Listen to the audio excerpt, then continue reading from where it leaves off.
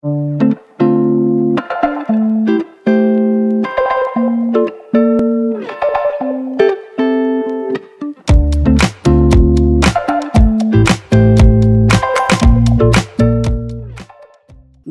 à toutes et à tous. Je suis ravie de vous retrouver pour ce nouveau volet des carnets de projets. Donc les carnets de projets qui sont des webinaires témoignages de porteurs de projets issus notamment du plan d'investissement dans les compétences. Donc ces webinaires qui visent à mettre en valeur des pratiques innovantes d'accompagnement et de formation des publics en difficulté d'insertion. Alors, je me présente tout d'abord, je suis Charlène Pallard, je travaille pour Cap Métiers Nouvelle-Aquitaine et j'anime une communauté de professionnels néo-aquitains qui s'investissent et qui innovent pour repérer, pour remobiliser dans les compétences et qualifier les publics éloignés de l'emploi. Et mon action se dirige sur La Place, qui est une plateforme collaborative que je vous invite à rejoindre si ce n'est pas déjà fait. Vous y retrouverez notamment les lauréats qui sont présents aujourd'hui et bien d'autres. Donc, à noter tout d'abord, avant de commencer, que ce webinaire est organisé dans le cadre du programme de professionnalisation Cap Métiers, qui s'appelle Parcours Pro, dont vous retrouverez également le lien dans le chat. Alors, le webinaire d'aujourd'hui, petite précision, sera enregistré afin de pouvoir proposer la vidéo en replay sur les canaux de diffusion Cap Métiers et notamment sur la chaîne YouTube Cap Métiers. Alors, concernant le déroulé, très rapidement du webinaire, donc il va prendre la forme d'un échange d'1 heure, donc avec des lauréats du plan d'investissement dans les compétences, et notamment des lauréats de 2 appels à projets d'expérimentation, 100% inclusion et repérer, mobiliser les publics invisibles. Vous l'avez vu, donc un chat est ouvert, et vous avez la possibilité, je vous invite vivement, à réagir aux témoignages des lauréats et à poser toutes les questions qui vous viendraient au fur et à mesure de l'échange. Donc, ils y répondront au fil du webinaire. Alors déjà, pourquoi aborder le thème du jour, à savoir les pratiques du aller vers les publics? Donc, c'est un thème, vous le savez, très d'actualité, porteur d'enjeux forts en matière de lutte contre le chômage. Et il a été largement relayé par les pouvoirs publics qui ont investi massivement, et le PIC en témoigne, pour faciliter l'entrée en relation avec des publics qui ne viennent pas ou peu dans les services d'accompagnement professionnel, et ce, à travers le développement de nouvelles méthodologies de repérage. Justement, pour en parler aujourd'hui, nous recevons 3 lauréats du plan d'investissement dans les compétences qui vont nous parler de leur vision des choses et nous présenter leurs pratiques pour aller vers les publics que l'on dit souvent invisibles. Alors, pour petite précision, Morgane Soler, qui de la mission locale de Mourenx, Oloron, Orthez, ne pouvait pas être présente aujourd'hui. Donc, Jean-Luc Etcheto, qui travaille sur le même projet que Morgane, lui est présent et nous parlera bien sûr de l'action conjointe avec la mission locale. Donc, on va commencer par un petit tour de présentation. Je vais les laisser se présenter et présenter un petit peu leur structure et rapidement résumer un petit peu leur projet. Je laisse la parole à Isabelle. Bonjour à tous. Donc, je suis Isabelle No, directrice de l'AISC, une association dans le sud Charente. Notre projet lauréat de 100% inclusion s'appelle Reconnaissance, bouger et s'investir en Sud-Charente. Il a débuté, c'est un projet sur 2 ans, de septembre 2020 à août 2021. Et l'expérimentation concrète, vu le Covid et tout le reste, a commencé en janvier 2021. L'objectif, c'était de créer une dynamique territoriale et partenariale pour accrocher nos publics, porter à connaissance les propositions du territoire et encourager les personnes à rentrer dans des parcours intégrés par la reconnaissance de leurs compétences. Donc, on a monté ce projet en consortium avec 13 structures partenaires. À ce jour, on a plus d'une vingtaine finalement de structures qui participent à ce projet et voire sur des pics, finalement des fois même 30 partenaires pour certaines actions. Donc, ça a très, très bien pris sur le territoire. Et notre structure, à la base, on déploie tout un tas de dispositifs d'insertion, de formation des savoirs de base, des compétences clés européennes. Et on a également une mission de développement, de déploiement des actions autour de l'emploi et de la formation sur le territoire Sud-Charente. D'accord, merci Isabelle. Jean-Luc, est-ce que tu veux continuer? Oui, bonjour à tous. Donc, je suis Jean-Luc Etcheto, salarié de l'association Transition à Mourinx, dans le 64. Je travaille depuis peu sur l'appel à projet qui s'appelle Transmission, qui regroupe, qui est un partenariat avec la mission locale TM2O, c'est-à-dire Mourinx, Oloron, Orthès. Donc, nous comportons ce projet de repérage de publics invisibles avec un consortium aussi de partenaires, le conseil départemental, CCAS, l'école de la Deuxième Chance, qui a répondu aussi à cet appel à projet, une association Accord de conseil et de recrutement, la Codicée, Cap Emploi et la communauté d'Agglo de Pau, qui était notre ancien partenaire sur l'appel à projet précédent qui s'appelait Repère, donc toujours sur le repérage du public invisible, qui s'est conduit de 2020 à 2021. Et donc là, nous avons pris le relais avec la mission locale de notre territoire avec qui nous partageons les locaux. Voilà. Très bien. Merci Jean-Luc. Malou? Oui, bonjour à toutes et à tous. Donc, moi, je suis Malou Bory, je travaille pour l'association des compagnons bâtisseurs Nouvelle-Aquitaine. Donc, je suis responsable territoriale sur le département des Landes et je suis également co-référente du projet Horizon qui a été lauréat du PIC 100% inclusion. Donc, rapidement, les compagnons bâtisseurs Nouvelle-Aquitaine, c'est une association régionale qui existe depuis 2005 et qui fait partie d'un mouvement national qui, lui, est né au sortir de la Seconde Guerre mondiale. Donc, actuellement, nous sommes environ 100 salariés à l'échelle de la région, dont la moitié de salariés en parcours d'insertion.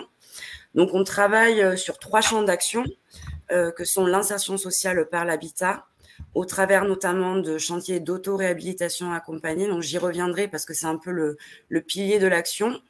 On travaille également sur l'insertion par l'activité économique puisque nous avons plusieurs ACI à l'échelle de la région. Et enfin, nous travaillons sur de la formation professionnelle via des chantiers écoles sur des métiers liés au bâtiment puisque le métier des compagnons bâtisseurs, c'est le bâtiment.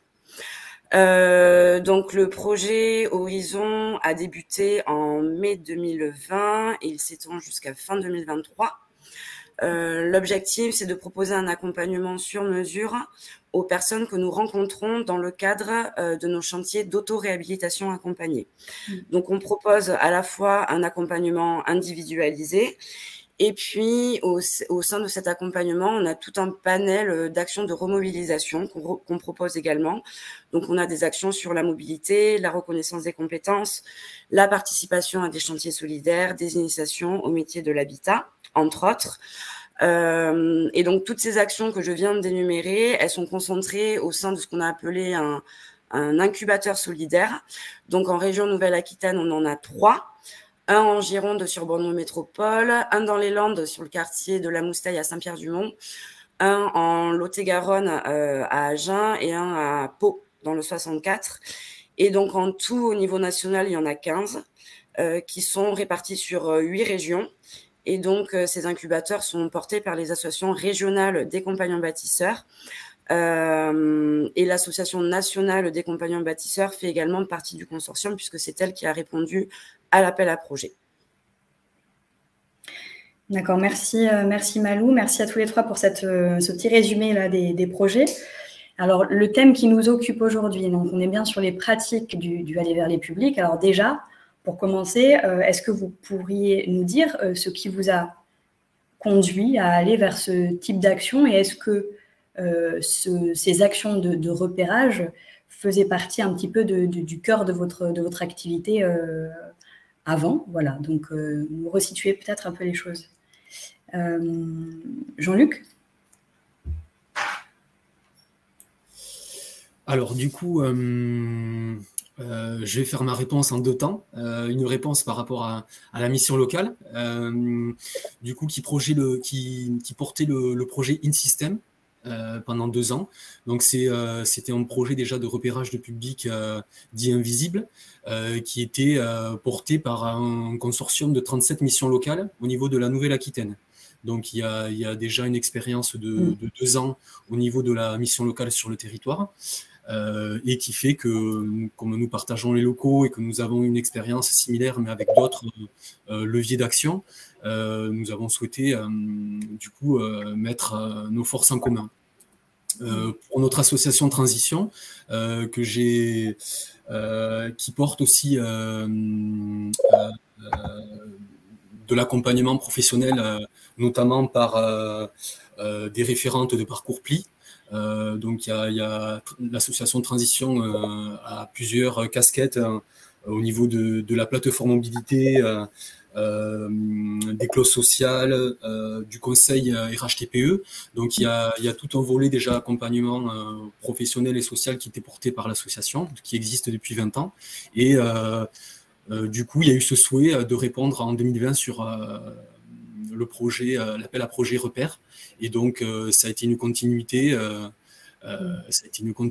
dans ces démarches-là, d'aller vers le public hors les murs et d'aller au contact des plus jeunes et des personnes les plus en difficulté. Et donc, nous continuons sur cet appel à projet sur les 2 ans à venir. Merci Jean-Luc. Isabelle, est-ce que tu veux continuer? Alors nous, c'est sorti d'un constat. Les personnes qui rentrent, on est un territoire très rural, très défavorisé, enfin, hyper rural et en zone de revitalisation. Enfin bon, bref, c'est quand même très très précaire. Les conditions d'isolement des gens sont assez extrêmes. Il y a quand même une très très grosse précarité, des niveaux scolaires très très bas. Il y a quand même un tissu associatif assez fort et soudé sur le territoire avec un ensemble de propositions de qualité et pas vraiment en concurrence avec des prescripteurs classiques comme Pôle emploi, Cap emploi, mission locale, assistante sociale, avec qui ça fonctionne bien et on sait très bien qu'ils prescrivent, etc. Mais les personnes qui rentrent sur les parcours en général sont ravies, mais c'est très très difficile, c'est l'accroche qui est difficile. Les gens ont peur de sortir, ils ont une mauvaise représentation des propositions. Quand on essaie de leur expliquer dans un rendez-vous, ils ne voient pas ce qu'on leur dit. Donc, ça ne piche pas et ça accroche pas. Et c'est vraiment ce passage qui était difficile. Donc, l'idée est venue de passer par le faire et la mise en situation et la mutualisation des propositions pour véritablement permettre à la personne de choisir ce qui lui correspondait le mieux. Et ensuite, petit à petit, dans la logique de parcours, elle allait se mettre sur l'ensemble des propositions. Et c'était surtout une méthode aussi qui disait qu'on allait approcher nos publics sans leur parler frontalement d'orientation. Quand on leur parle de formation ou d'emploi, souvent, ça les fait rentrer en panique parce qu'ils se sentent souvent très exclus de tout ça. Et en fait, ils n'ont aucune idée de ce qu'ils pourraient faire, donc ça ne les accroche pas. Au contraire, voire ça les faisait fuir. Donc, ces ateliers partenariaux qu'on a mis en place, qu'on expliquera un petit peu par la suite, c'était vraiment de trouver une idée qui mette tout de suite les gens dans le faire, dans la pratique, dans le concret, et surtout sans engagement, avec juste une idée de découverte et de premier pas. Merci. Malou, je te laisse continuer. Donc nous, chez les Compagnons Bâtisseurs, on avait en fait une bonne expérience en matière d'animation de chantier d'insertion, puisqu'on a plusieurs ACI sur la région. Mais le constat, c'était que cette forme en fait d'accompagnement ne concernait que des personnes qui montraient déjà un début de remobilisation par rapport à l'emploi et qui avaient déjà levé un certain nombre de freins périphériques. Donc le mouvement des Compagnons Bâtisseurs avait la volonté de développer une forme d'accompagnement qui soit plus souple et qui soit plus imbriquée dans nos actions d'accompagnement à la réhabilitation de l'habitat, puisqu'en fait le public qu'on touche à travers cette action, c'est le public cible du PIC 100% inclusion. Donc, quand je dis action d'accompagnement à la réhabilitation de l'habitat, je parle des chantiers d'auto-réhabilitation accompagnés, dont l'objectif est d'accompagner des ménages modestes et très modestes dans la rénovation de leur habitat. Donc, en fait, on est dans une démarche qui est basée sur l'aller vers, puisqu'en fait, on pénètre dans l'intimité des gens. Donc, déjà, il y a une première barrière qui saute naturellement. On est également dans une démarche basée sur le faire et sur le faire ensemble, puisqu'en fait, les habitants participent entièrement au chantier de A à Z et sont complètement acteurs du chantier. Donc, on considère finalement le chantier comme une étape de remobilisation à part entière. Et puis, c'est aussi un espace-temps, j'allais dire, durant lequel il y a une vraie relation de confiance qui se crée avec l'habitant, puisqu'en fait, on partage 10 jours de vie en commun, parce qu'en général, les chantiers durent 10 jours en moyenne. Et donc, en fait, naturellement, les gens nous parlent de leur vie, expriment des besoins. Voilà.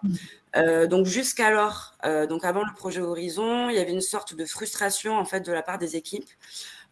Parce qu'en fait, nous n'avions pas les moyens de répondre en fait aux besoins exprimés par ces personnes-là. Alors, bien entendu, on les orientait vers les dispositifs de droit commun, mais en fait, on se rendait compte que les gens n'y allaient pas. Pour tout un tas de raisons, on en reparlera après. Et du coup, le projet Horizon, nous, il nous permet de proposer un accompagnement sur mesure aux personnes chez qui nous intervenons et qui expriment des besoins, bien entendu. Donc, en fait, c'est vraiment une valeur ajoutée qualitative à l'accompagnement technique qu'on faisait déjà sur le chantier. Donc nous, ce qu'on dit, en fait, c'est que le projet Horizon, c'est la 5e brique, en fait, de l'action d'auto-réhabilitation accompagnée. Voilà. Donc, voilà un peu la genèse du projet. Alors, merci. Je vous propose maintenant, parce qu'on parle de ces publics, on parle des personnes, on parle de ces personnes, des publics invisibles.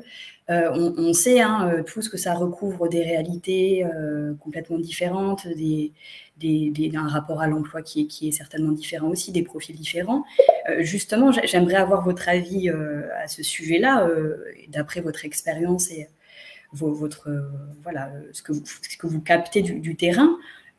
Qui sont ces publics invisibles et puis, quelle est votre manière de voir les choses quant à leur réalité, pour ensuite pouvoir en dégager des solutions concrètes. Malou, je te laisse continuer. Tu étais lancée.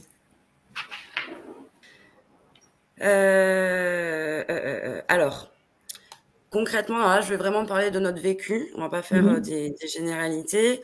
Alors, ce sont pas forcément des personnes totalement non accompagnées.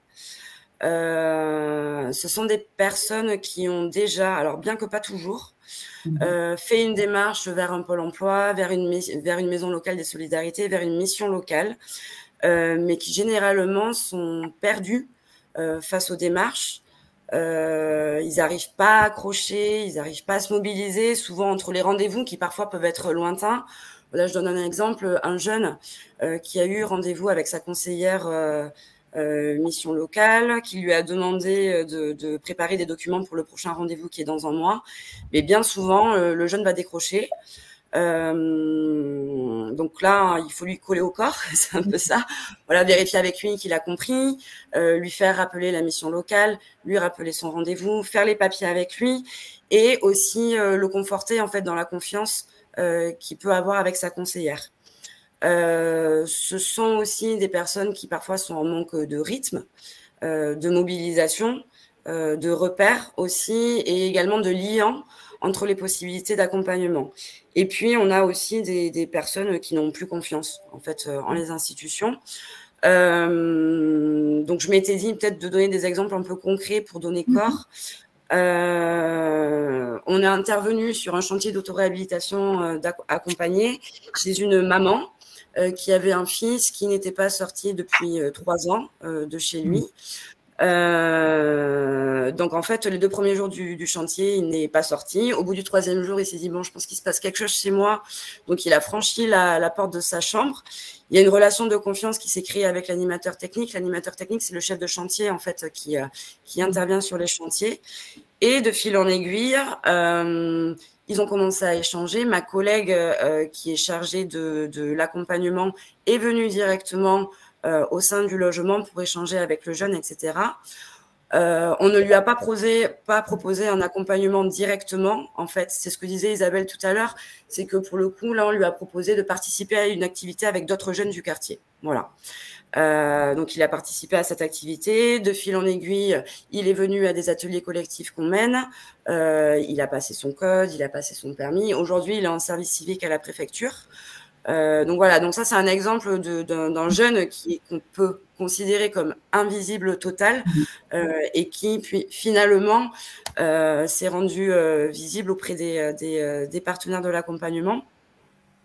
Un autre exemple, une dame chez qui on a fait un chantier qui avait développé une peur bleue des assistantes sociales suite à une mauvaise rencontre qu'elle avait faite il y a des années.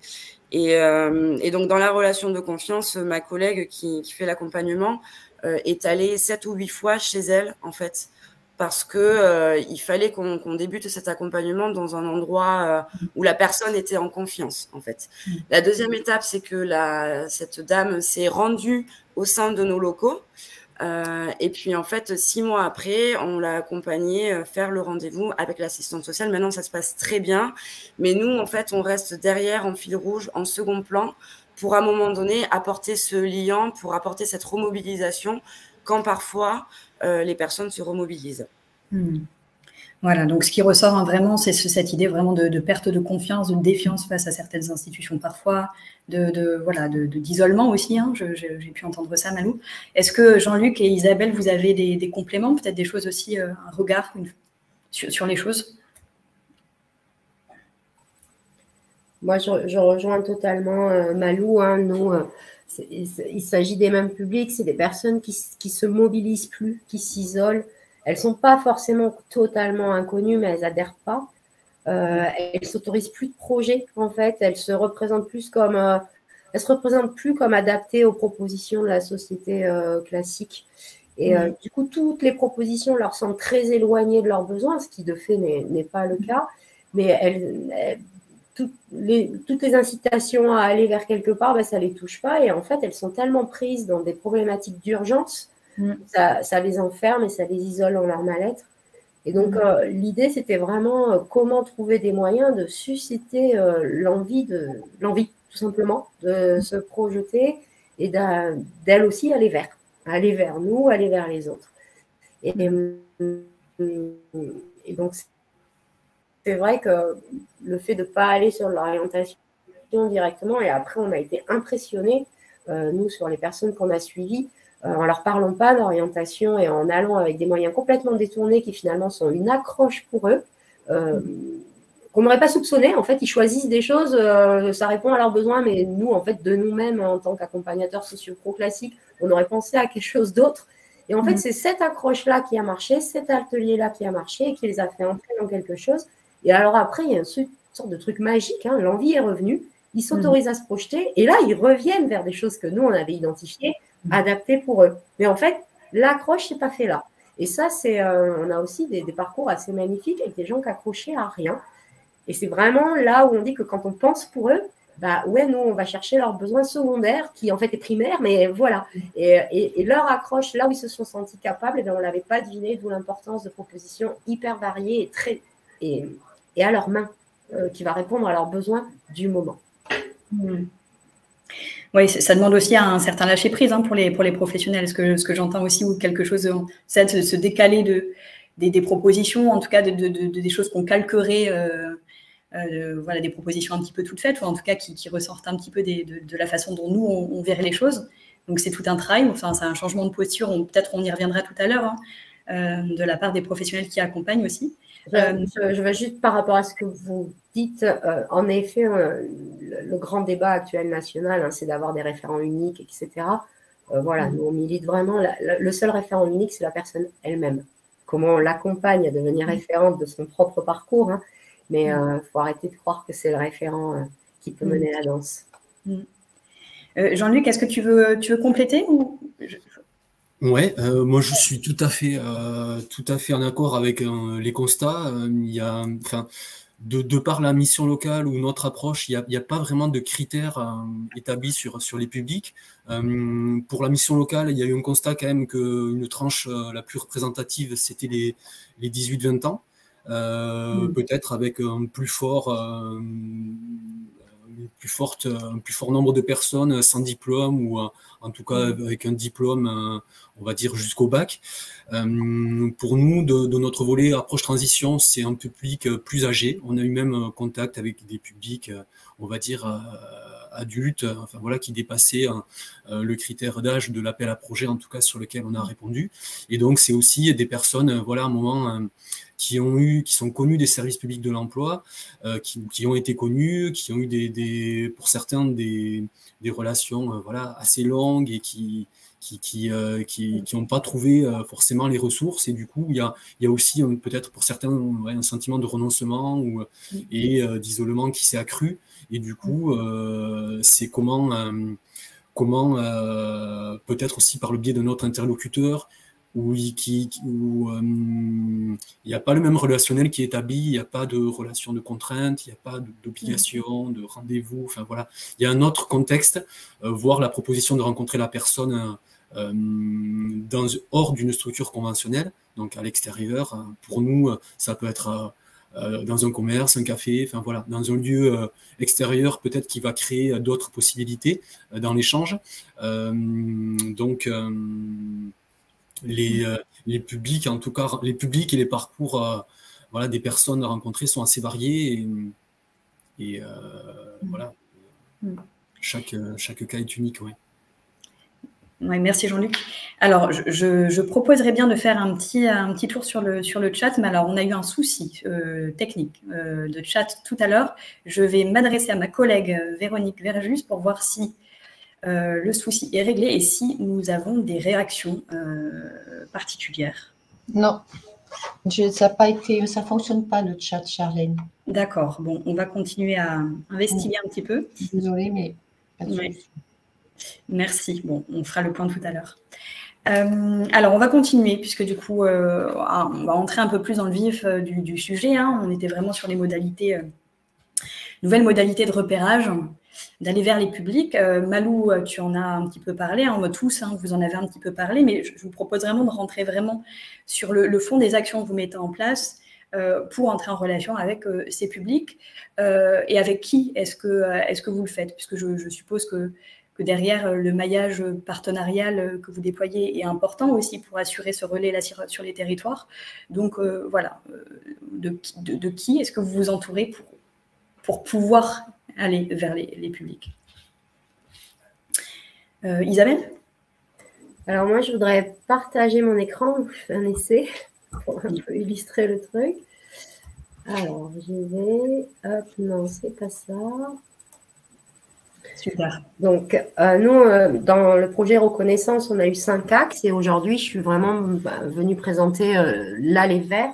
Donc là, on a construit des ateliers partenariaux avec, donc à la base, 13 partenaires et puis maintenant, ça s'agrandit. Donc, en fait, tous les mois, enfin, ce calendrier, il est sorti de janvier, donc là, je vous mets avril. Il est sorti de janvier à juin.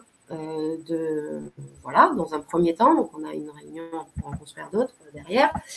Et c'est tout un tas de partenaires qui proposent des choses diverses. Et on a rajouté aussi, vu qu'on avait un projet de territoire autour de l'artisanat, c'est des gros métiers en tension, des artisans d'art qu'on a payés pour faire des ateliers aussi. Donc là, on a des ateliers de tournage sur bois.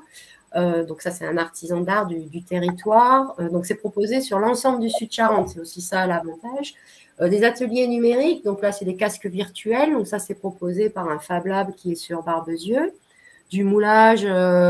Donc ça, c'est proposé par des artisans d'art. Un atelier par un tiers-lieu, mais d'autres gens d'imprimantes 3D, découpeuses laser, etc. De la céramique, un abat-jour, donc la proposition, un projet de territoire qui était un symposium de l'artisanat. Et donc, on a aussi des ateliers de cuisine avec Papote et Papote, qui est un espace de vie sociale. des ateliers qu'on appelle de cartographie qui étaient constitués, c'est un partenariat avec l'Office de tourisme qui doit faire un carnet de la route des métiers d'art.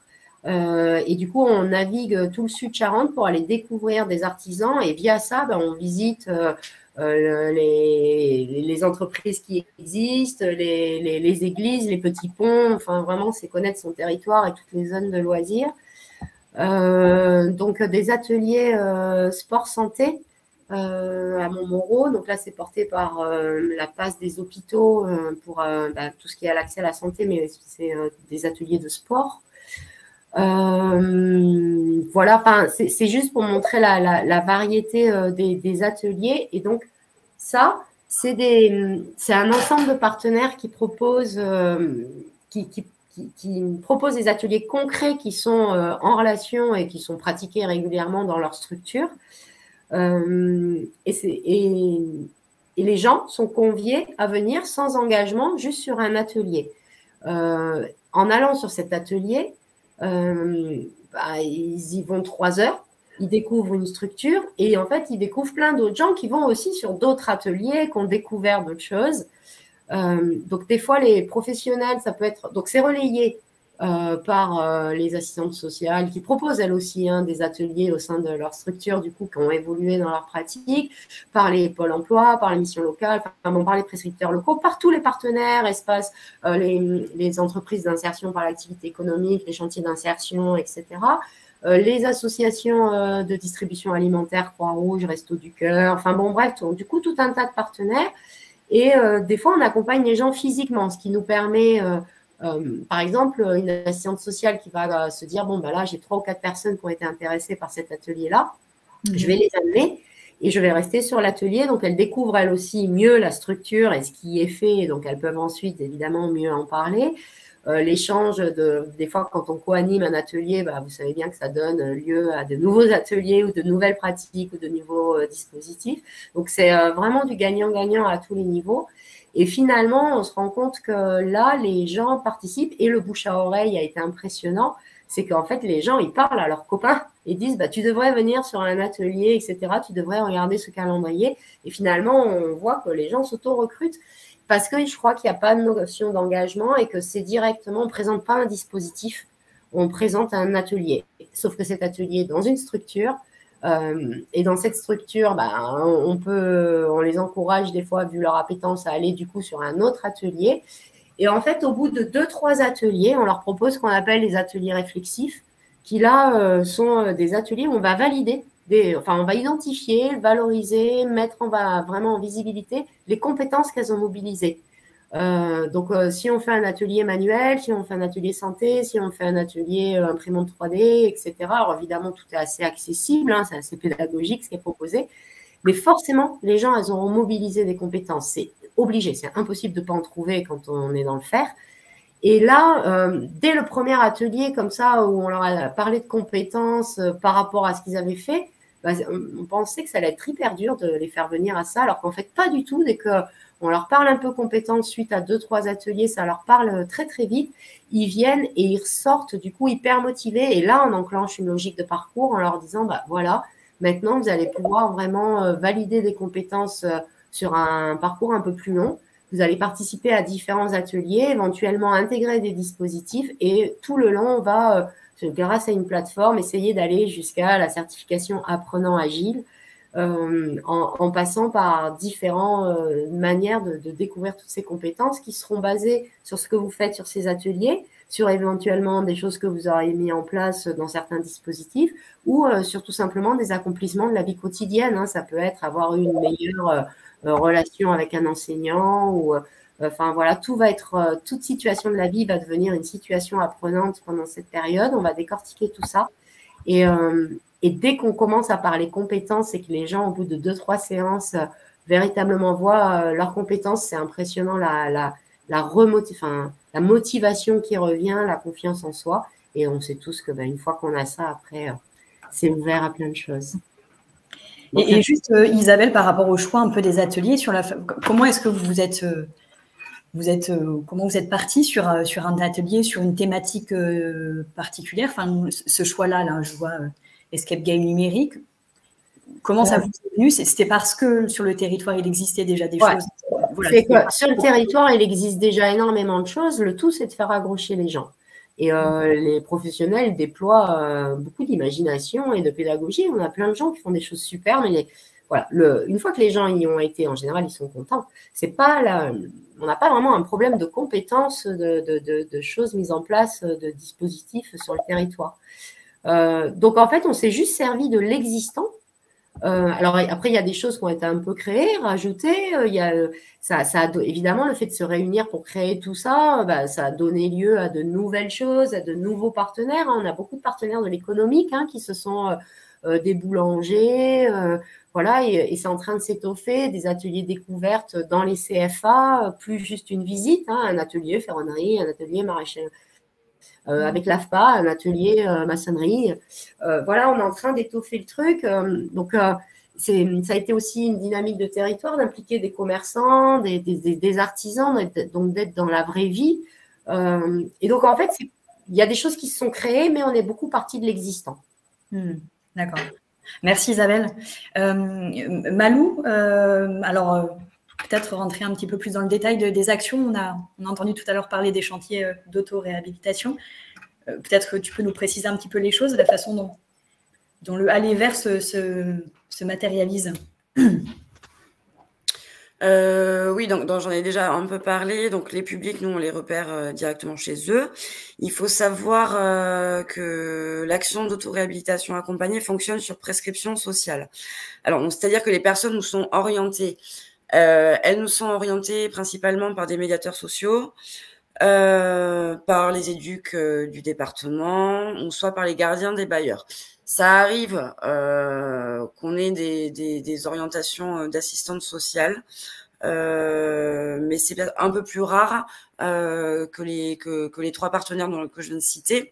Donc en fait, on se rend compte que les partenaires qui nous orientent les personnes sont en général des partenaires qui sont eux-mêmes dans une démarche d'aller vers, ou en tout cas qui sont vraiment dans une relation de proximité en fait avec les personnes. Donc une fois que les publics nous sont orientés, l'animateur technique, donc qui est le chef de chantier, va faire une première visite chez les personnes pour voir avec elles ce qu'elles souhaitent faire, quel type de travaux, etc. Il explique le sens de l'action et puis il commence déjà à discuter avec la personne, savoir ce qu'elle fait, si elle est en emploi, est-ce qu'elle a des enfants, etc., etc. Donc en fait déjà après cette première visite où on n'a pas du tout commencé le chantier, on a déjà un peu un état des lieux de la situation de la personne. Donc, une fois que l'orientation est validée par le bailleur, alors le bailleur, c'est pas sur des critères sociaux, c'est voilà des critères qui sont bien à lui. Typiquement, si la personne a demandé une mutation, ce genre de choses. Bon, bref. Donc, une fois que l'orientation est validée, donc on peut débuter le chantier. En général, lorsque de la première visite, l'animateur technique a repéré que potentiellement la personne a des difficultés d'insertion de manière large, l'animatrice Horizon, qui est en fait la personne qui est chargée de l'accompagnement, vient sur le chantier directement. Voilà, donc l'idée, c'est de pouvoir établir une relation de confiance directement avec les personnes et de voir avec elles petit à petit ce dont elles ont besoin en termes d'accompagnement et comment on va arriver à l'objectif fixé.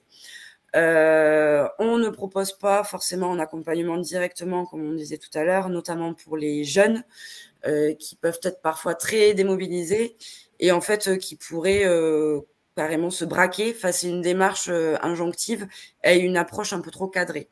Donc, on essaie de mettre en place des stratégies de contournement, comme on disait, en proposant des activités qui apparemment peuvent sembler sans rapport avec l'insertion professionnelle. Donc, ça peut être de la mobilité, des activités artistiques, des animations collectives, des chantiers participatifs. Et en fait, ces activités, ce sont des super leviers pour la remobilisation des personnes. Et c'est souvent dans un second temps qu'on peut rentrer dans une démarche plus classique d'accompagnement vers l'emploi. Quand je dis accompagnement, nous, notre posture, on va dire, c'est plus celle d'un médiateur. dans le sens où on ne va pas faire à la place des partenaires d'accompagnement de droit commun. L'idée, c'est que nous, on fasse le lien entre les personnes pour les ramener petit à petit vers les dispositifs de droit commun. Donc, on ne fait vraiment pas à la place d'eux. Et très souvent, quand par exemple, on rencontre un jeune qui a déjà eu un rendez-vous avec la mission locale, qui a déjà une conseillère, etc. La première chose qu'on fait, c'est qu'on appelle la conseillère et on discute de la situation du jeune et on se met d'accord en gros sur qui fait quoi. Voilà.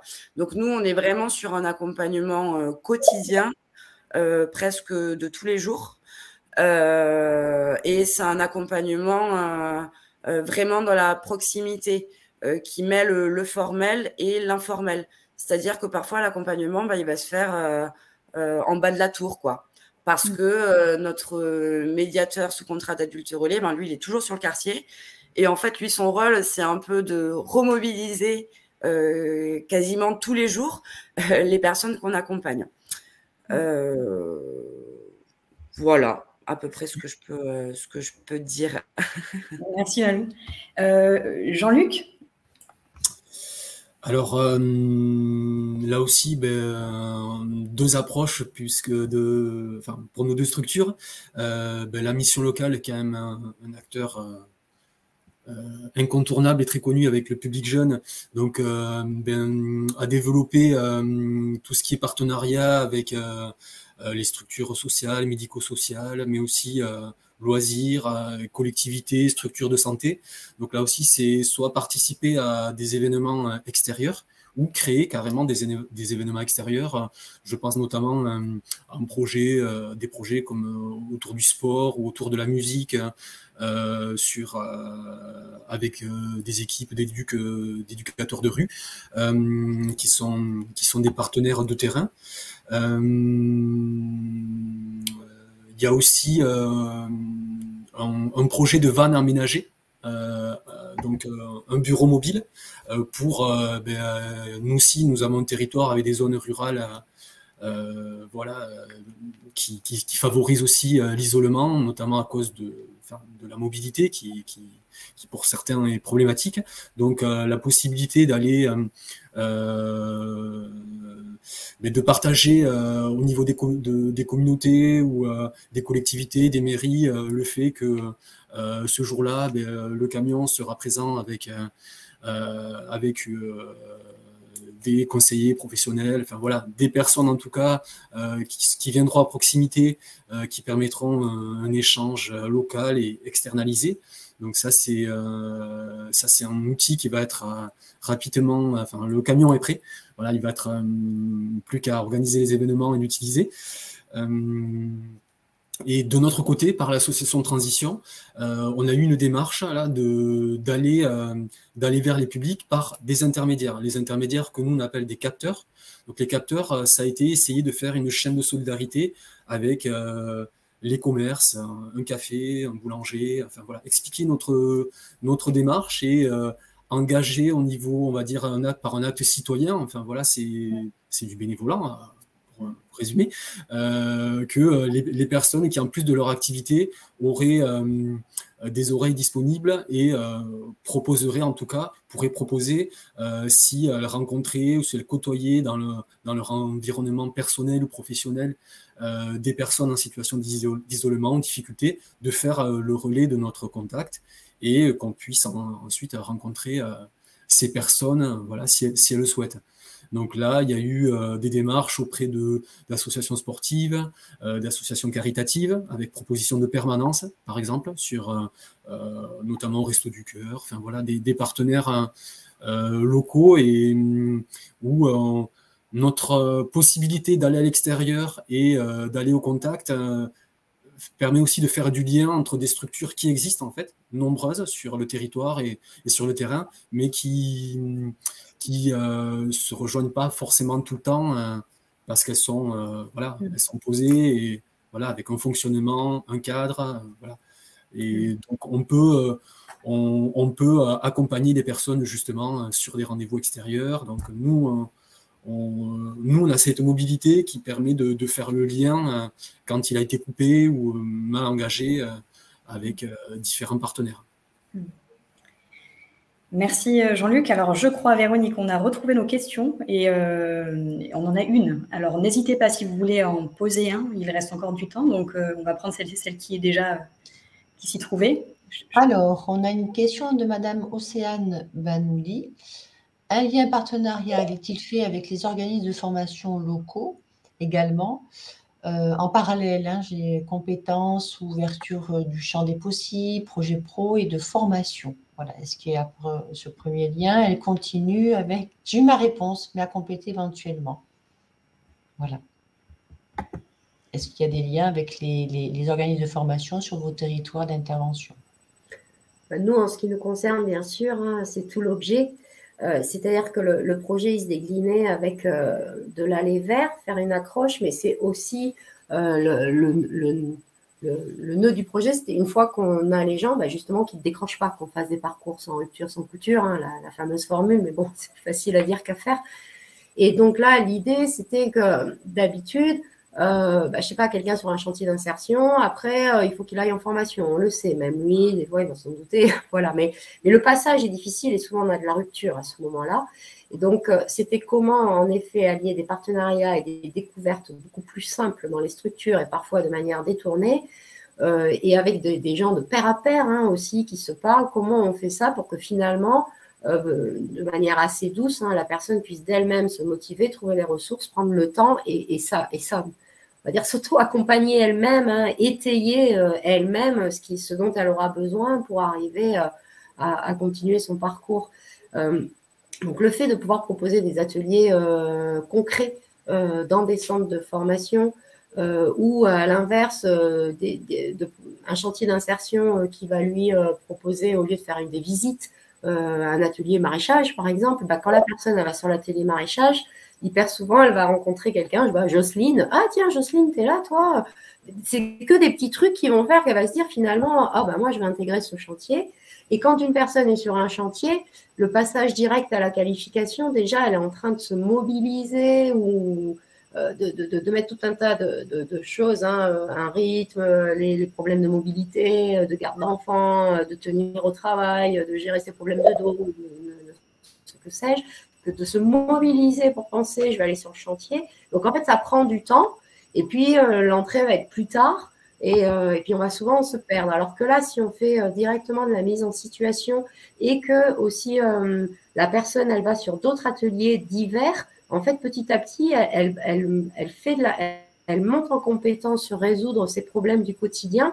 C'est détourné. Elle va sur d'autres choses qui fait que quand, au moment de faire les papiers et d'être vraiment prêt à entrer en formation, clac, il y a plein de freins qui se sont levés. Donc, on est vraiment sur cette notion d'aller piocher dans les différents dispositifs pour ensuite arriver à la qualification. Ce dont souvent les centres de formation qualifiants vont dire mais tant que les freins là, il y en a encore trop, on risque d'aller sur de la rupture. La personne, grâce à tout un tas d'ateliers, elle aura pioché dans différentes ressources tout ce dont elle avait besoin, sans forcément faire chaque dispositif les uns après les autres ou en même temps. Voilà. Je ne sais pas si j'ai complété. Je pourrais en parler pendant des heures. Oui, merci Isabelle. On a deux autres questions, je crois, hein, Véronique. Alors, on va laisser Malou et Jean-Luc aussi répondre si vous avez des compléments. Alors, autre question. Quelle est la place des réseaux sociaux dans vos démarches d'aller vers et plus particulièrement à destination des jeunes? Après, on a une autre question sur arrivez-vous à capter les publics dans les quartiers, je pense que les QPV? Si oui, par quels moyens? Et une troisième question, ou plutôt un commentaire. Depuis mon intégration à mon poste, j'entends beaucoup parler de partenariats, mais sous quelle forme sont-ils réalisés? Existe-t-il des conventions, quelque chose de plus formel? Alors, qui veut répondre à quoi? Malou, est-ce que tu as des éléments de réponse?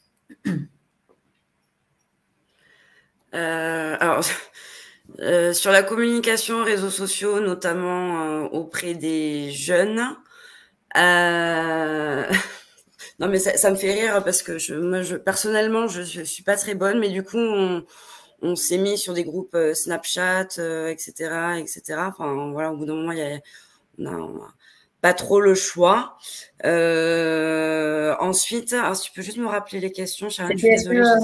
Est-ce que vous arrivez à capter les publics des quartiers des QPV? Oui. Si oui, Nous, c'est majoritairement notre public cible. Donc, c'est vers eux qu'on va. Parce qu'en fait, l'action d'autoréhabilitation accompagnée, nous, on le fait sous 2 formes. On le fait en quartier prioritaire de la ville, sous une forme ce qu'on appelle un atelier de quartier, c'est-à-dire qu'on vient s'installer en général pendant des années au sein d'un quartier. Donc il y a toute une dynamique qui se crée autour de l'action. Donc les gens nous connaissent en général. Et puis après, on le fait aussi de manière diffuse. C'est-à-dire qu'on a ce qu'on appelle un bricobus. Donc, en fait, c'est un bus aménagé avec l'animateur technique dedans et de service civique. Et là, on intervient plus sur des territoires ruraux. Voilà. Par contre, du coup, l'action Horizon, elle est beaucoup plus compliquée à mettre en place via le bricobus. Parce qu'en fait, on est sur des territoires ruraux, éloignés. Et en général, les personnes qu'on nous oriente dans le cadre du bricobus, c'est déjà des gens qui ont un suivi par ailleurs. Voilà. Donc nous, les quartiers, enfin les publics des quartiers prioritaires, c'est vraiment le public qu'on touche majoritairement au sein de l'action Horizon.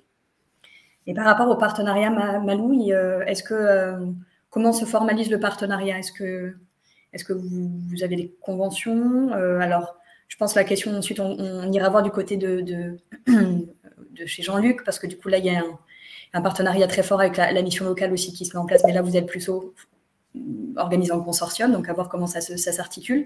Mais Malou, toi, sur les partenariats,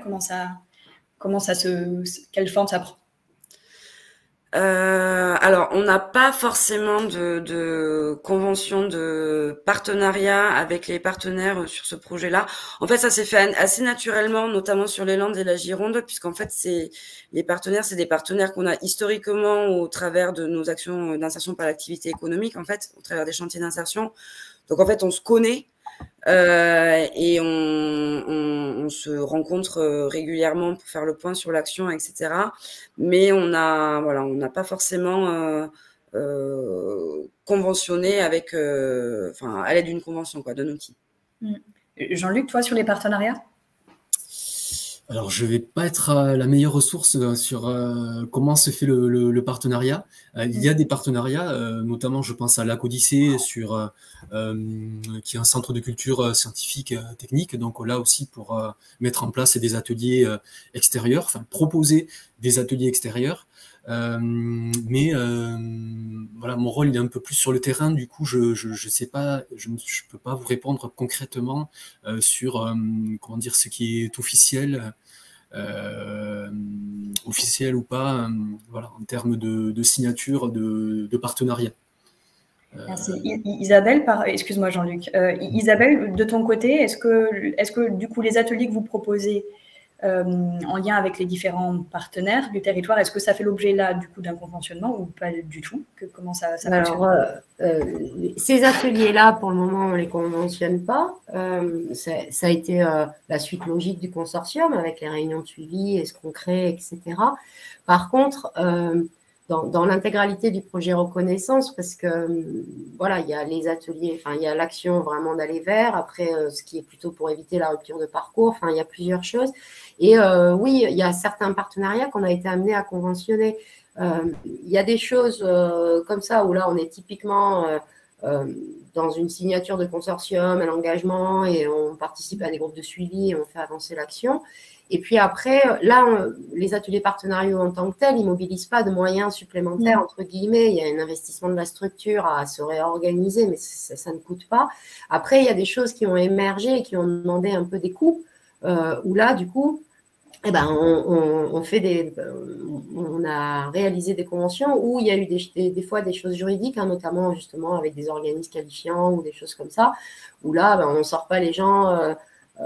si on va faire un atelier, parce qu'on sort beaucoup sur ces ateliers, ça peut se passer dans des structures, mais chez des artisans, chez des commerçants, chez ou sur un événement, de territoire. Et donc là, oui, on a été amené à faire des conventions. Donc ça dépend le type de partenariat et ce qu'on met dedans. Mais oui, on a été amené à faire des conventions et avec des histoires d'argent ou des histoires légales, juridiques, de couverture, d'assurance, des choses comme ça. Je vais te laisser, Véronique. Je crois qu'il y a une autre question. Je pense que là aussi, Isabelle, peut-être que tu pourras… C'est justement en lien avec ce qui vient juste d'être dit. Est-ce qu'il y aurait intérêt à les conventionner et dans quelle mesure? Il y a aussi une autre question, je crois, Véronique, sur quel type d'atelier proposez-vous pour mettre en mots puis en valeur les compétences mobilisées post-expérience du public? Par rapport à l'intérêt du conventionnement, je pense qu'il faut rester souple et libre parce qu'une convention, c'est long et ce n'est pas toujours nécessaire pour les partenariats. Une convention, ça fige, hein, c'est un peu l'objet aussi, ça cadre, hein, c'est l'objet d'une convention. Et du coup, ça ferme beaucoup de choses et ça limite les évolutions et ça rend tout lourd. Et parfois, par contre, c'est important de faire une convention pour justement cadrer et mettre un engagement et répartir les choses. Donc, je dirais que, voilà, faut toujours pareil, rester souple. Là, voilà, la dernière question qui est là sur le chat. Quel atelier, là, je disais, quel type d'atelier proposez-vous pour mettre en mots puis en valeur les compétences mobilisées post-expérience du public? Isabelle, je te laisse y aller. Ouais, alors nous, c'est une démarche… alors on est un réseau, hein. Moi notre organisme de formation de savoir de base, c'est un APP, donc il y en a 150 en France, atelier de pédagogie personnalisée, et ça fait maintenant 5 ans qu'on a formé pratiquement toutes nos équipes à la valorisation de compétences. Donc c'est vieux, hein, tout ça fait plus de 20 ans qu'on travaille là-dessus. Pour nous, c'est des formateurs, donc c'est quand même le cœur de leur métier, hein, de formaliser les compétences. Et donc là, on s'est basé sur toutes les compétences transversales, hein, les fameuses soft skills, qu'on a réduit au nombre de 6 majoritaires. Et donc, on a développé tout un tas d'ateliers, de jeux pédagogiques pour faire émerger ces compétences de manière assez ludique. Et en fait, elles sont toutes capitalisées sur une plateforme qui a été créée par le réseau. On a mis à peu près 2 ans à créer cette plateforme pour qu'elle soit très intuitive. Et cette plateforme, elle est à main du bénéficiaire qui valide ses compétences au fur et à mesure. Alors évidemment, il y a des badges dessus pour justement mettre un cadre et des critères. Et la personne demande à valider ces badges au fur et à mesure de compétences. Il faut qu'elle apporte des preuves, comme c'est des mini VAE, des mini validations d'acquis de l'expérience. Ils doivent prouver, comme on a des publics qui souvent maîtrisent mal l'écriture, on peut mettre des vidéos, on peut mettre des audios, on peut mettre des images, on peut mettre des photos. On utilise beaucoup de logiciels, on a beaucoup investi dans beaucoup de technologies numériques pour faciliter le dépôt des preuves. Et elles doivent être, on appelle ça, endossées par des pairs ou par des professionnels du territoire. Pour vraiment que la personne soit en capacité de dire j'ai cette compétence et je l'ai prouvée comme ci, comme ça. Et ça va être basé par rapport à leurs expériences, soit sur les ateliers, soit sur les dispositifs, soit de leur vie quotidienne. Et cet ensemble-là, les personnes peuvent le mettre en valeur ou pas. Voilà, elles peuvent rendre visibles des choses, pas visibles, etc. Elle est assez intuitive et facile à manier parce qu'autrement, ce serait difficile pour eux. Et ça, c'est donc un ensemble d'ateliers vraiment spécifiques quand les gens sont engagés dans ce type de parcours, en partenariat avec justement les collègues qui sont sur des chantiers ou tout un tas d'autres activités du territoire. On travaille pour que les encadrants, les accompagnateurs, les éducateurs, qui accompagnent les personnes après, puissent collecter avec eux les preuves et après, on amène les gens à le conscientiser et à le mettre en forme. Alors, je vais être obligée d'interrompre l'échange parce que voilà, on arrive au terme de ce webinaire.